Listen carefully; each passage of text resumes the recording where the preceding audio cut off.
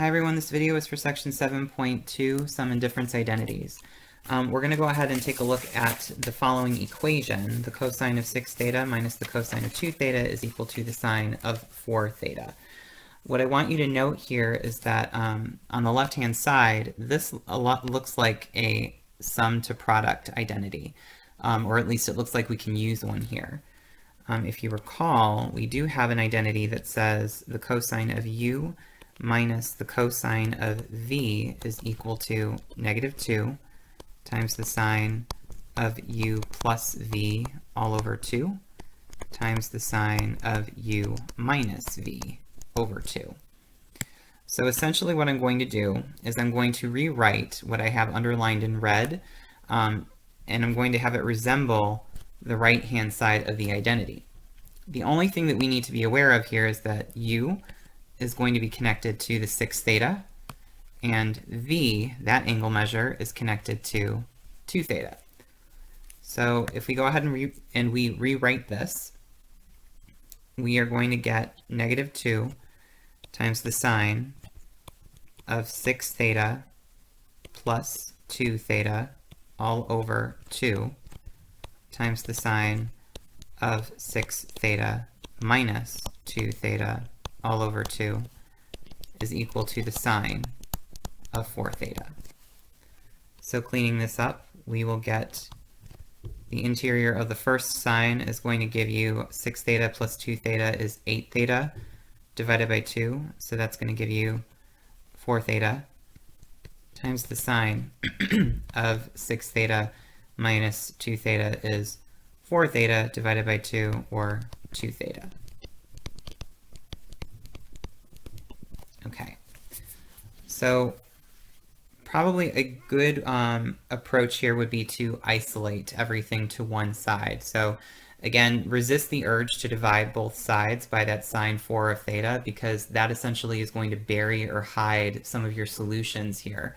Plus, we also don't know if the value that we put in for theta could cause the sign to become a 0 value, which means that we would have divided by 0. So we want to avoid doing that. So we'll go ahead and we will subtract sine of 4 theta from both sides.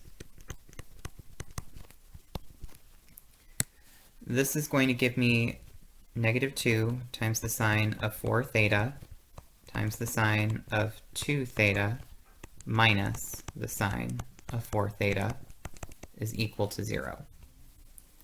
Okay, I'm going to move that up so we have a little bit more room. What I want you to note here is notice that each term has a negative sign and each term has a sine of 4 theta.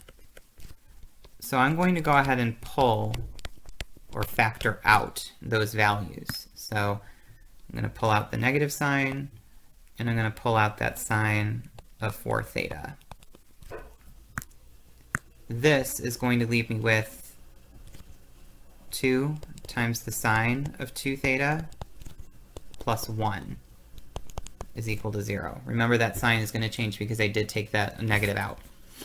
So we can use our zero product property here, and we can say, okay, if this product equals 0, then the negative sine of 4 theta is equal to 0, or 2 times the sine of 2 theta plus 1 is equal to 0.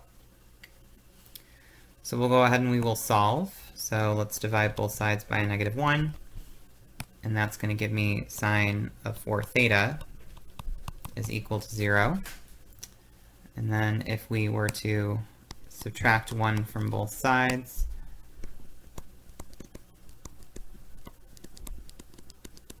and then proceed to divide both sides by 2,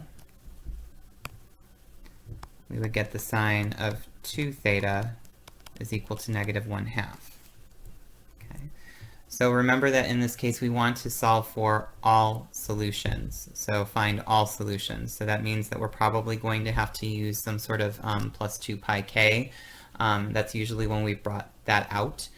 So one of the first things that I do want to note here is that if we take the sine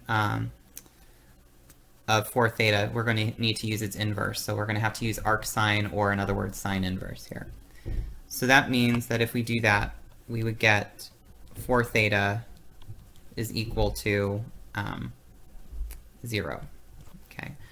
We could continue to add, we could say, well, what about pi and 2 pi and whatnot, and whatnot, but let's just keep that in mind. Like, we'll go ahead and we'll put pi in there for now, but then I'm going to explain why we technically really don't need to include that.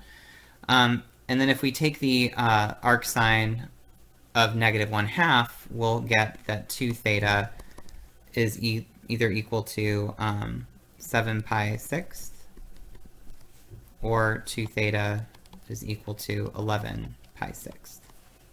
Okay, and we'll add that plus 2 pi k plus 2 pi k. Remember, you want to add that on before we isolate theta. Okay, so, and again, if we were to add that plus 2 pi k over here, and that plus 2 pi k here, let's see what we will get. Okay. So if we were to clean this up, let's multiply both of these by 1/2. We're going to get that theta is equal to 7 pi 12ths plus pi k, because again, the 2's will cancel each other out when you distribute that 1/2 to that term. We will also get that theta is equal to 11 pi 12ths plus pi k. So here are 2 of your solutions.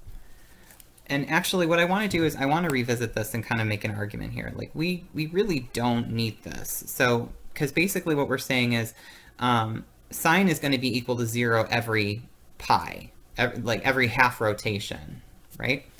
So it's kind of unique because it actually does double represent itself in that case. And it's kind of nice because it ends on an axis. So instead of actually arguing this, I'm just going to say that for theta is going to be equal to 0 plus pi k. So I'm basically saying it equals 0 every pi turn instead of a full rotation. And if we divide, or if we multiply everything by a 1/4 here, we'll get that theta is equal to 0 plus pi 4ths k, or in other words, theta is equal just to pi 4ths k. So that is the solution. We could technically kind of come back up here and revisit this, but essentially you're breaking the same answer into 2 parts. So it's not incorrect, but I guess you could kind of argue that it's not as efficient.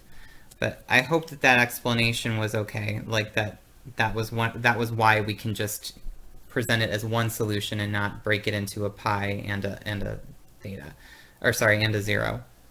Okay, I hope that that was helpful. If you do have any other questions, please let me know.